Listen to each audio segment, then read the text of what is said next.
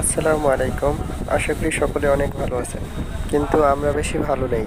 শুরু হয়ে গেল রুলিং, নদীপথের কষ্ট, যা আমাদের জন্য খুবই বিপজ্জনক।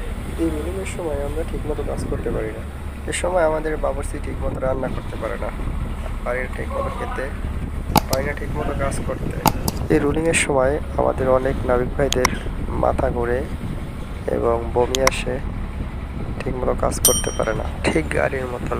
যেমন অনেকে গাড়িতে উঠলে মাথা ঘুরে, বমি আসে। আমাদের জাহাজগুলোতে বেশি দুর্ঘটনা ঘটে এ সময়, মে থেকে সেপ্টেম্বর পর্যন্ত।